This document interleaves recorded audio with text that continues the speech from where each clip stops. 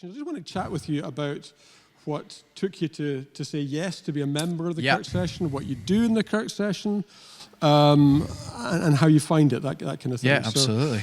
And the Kirk Session here in the church, what does that comprise of? So it's obviously the minister, Mark Nicholas, and elders. There's normally 12 elders on the Kirk Session here. And yeah, I mean, I imagine just like most churches, we have a session clerk and we have a treasurer who was an elder, and the current treasurer isn't an elder now. We meet 7 times a year, and we're trustees of the charity, so we make decisions about the direction of the church. We deal with things such as safeguarding, anything that needs kind of like a high-level sign-off from leadership comes to the Kirk Session, and so I'm privileged to be a part of it.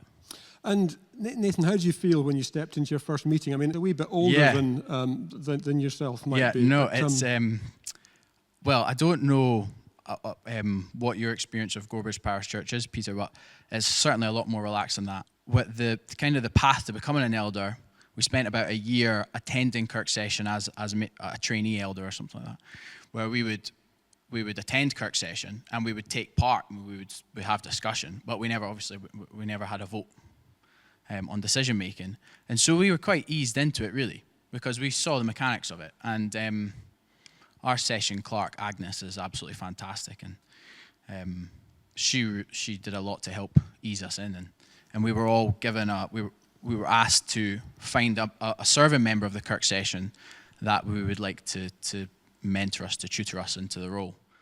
So, Amanda, great to chat with you as well, because you were obviously together with Nathan, part of the new recruits that were being brought on.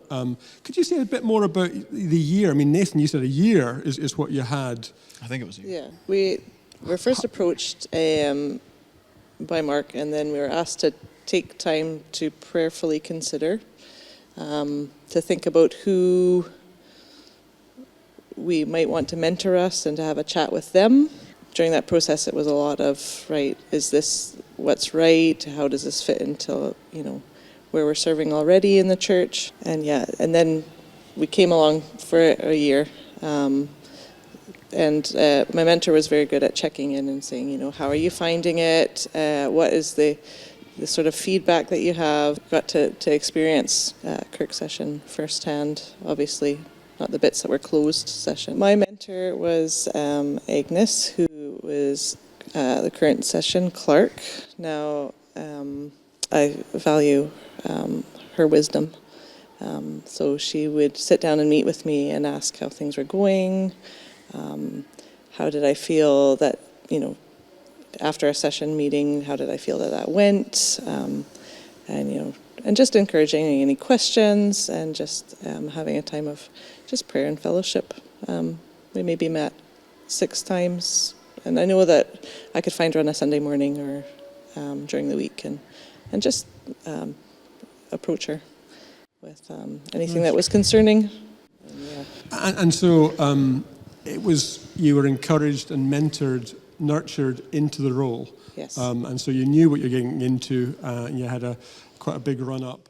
Yeah. Do you have specific roles on the Kirk Session, either of you? I'm quite involved with the property side of the Kirk Session, so looking after the building, and as well that Hilltop project that I spoke about earlier. But I would say that's my main role. I'm a joiner, so that kind of leans on my expertise. My official title is finance convener, but I serve on the finance team, support the treasurer. I would say we're called to serve, and this is just an area that you serve in. I mean, when I was first approached, in my head, my pushback, I thought, I don't know if I am wise enough to be on the Kirk Session. One of the things that encouraged me to look past that and to join was I thought, who's currently on the Kirk Session? And I would look at the names and I thought, these are people which I think are so wise, and I really respect them. And for some reason, if they think I'm up to it, then maybe I should trust them. So it's certainly you get a bit of imposter syndrome thinking, this seems like quite a big deal, And this is a very vibrant church. It's very, very, very, very busy, and the budget is stretched all the time. It's trying to do a lot. So you think to be on the panel that makes decisions for it, it's quite a big responsibility. But I mean, they pray about who they're going to ask.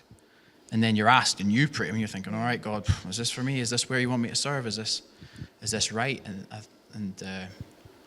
So that's how I see it. I just see it as how I serve. That's great. How long have you taken this on for? Well, someone said, this is you for life now, because you're either a serving member of Session or you're not a lifetime appointment. Yeah, They've got you. I'm not sure how long. Maybe 2 years, including or maybe a year as elders and a year as trainee elders, maybe something like that. And you were ordained as elders? Yeah, we were. April last year, so we're probably about three years in. It's like 12 friends who love the Lord get together and they solve the problems and they make decisions for what's coming up. And it's a privilege to do that with those people. I'm sure it has taken a lot of work from elders before our time to get it to that stage, and such a healthy stage. But we're really privileged to inherit it like that. And it doesn't mean we always see, like, you go in and there's no pushback to each other, or challenging, but in an absolute loving way, and that your heart is, said.